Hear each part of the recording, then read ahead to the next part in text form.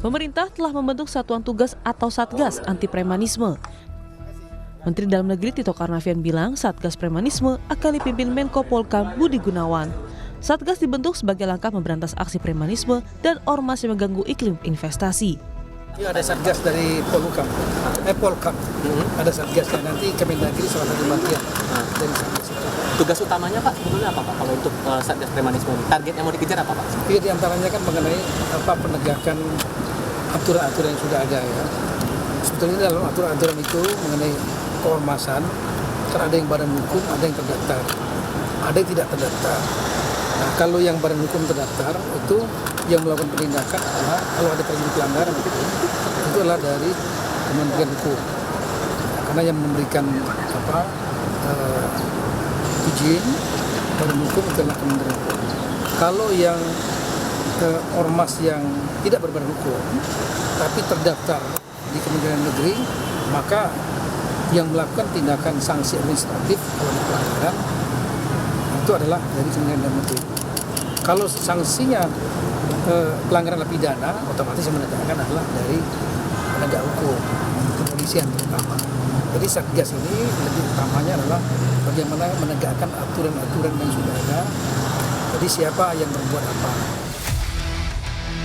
Merespon permasalahan premanisme yang berkedok organisasi masyarakat atau ormas yang meresahkan, Puspom TNI melakukan kerjasama dengan Polri untuk melakukan penertiban.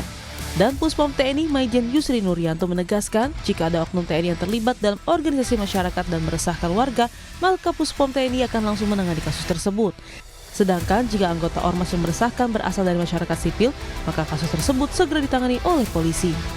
Ya intinya kita tetap tujuannya adalah menjaga keamanan, kenyamanan masyarakat. Ya selalu kita bekerjasama dengan Polri untuk menjaga Kamtibmas. Kita memang ada fungsi di sini adalah lead pamfik ya.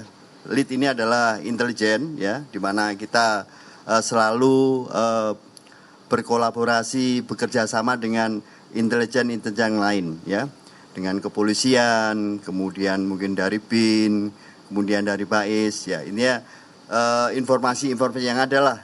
Jadi kita combine, kita analisa untuk dilakukan pencegahan-pencegahan. Sementara itu, Komisi 3 DPR melakukan rapat dengan advokat anti premanisme atau Tumpas. Anggota advokat anti premanisme Saur Siagian menyampaikan sejumlah contoh aksi premanisme yang meresahkan di kalangan masyarakat.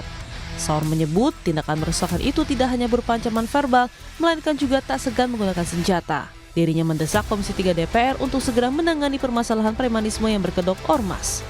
Inilah contoh-contoh kita meminta supaya Komisi 3 mendesak Kumham, Menteri Dalam Negeri, mengapa ini kemudian tidak ada tindakan? Nah inilah beberapa contoh kita katakan ini telanjang di tempat kita. Bagaimana dengan yang lain? Kita kalau saya selalu mengatakan, kalau aparat negara yang kita biayai dari APBN kita dipersenjatai saja, tidak mampu berbuat apa-apa.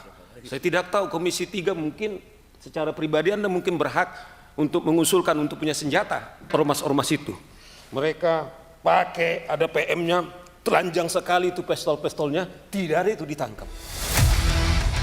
Aksi premanisme berkedok ormas sebelumnya terjadi di sejumlah wilayah. Salah satunya di kawasan Kemang, Jakarta Selatan, polisi mengamankan 10 orang dalam kasus penyalahgunaan senjata tajam, senjata api, dan bahan peledak. Insiden penyerangan ini diduga dipicu perebutan lahan sengketa. Sementara di Serang, Banten, polisi menangkap 66 orang yang diduga preman di sejumlah titik tempat keramaian.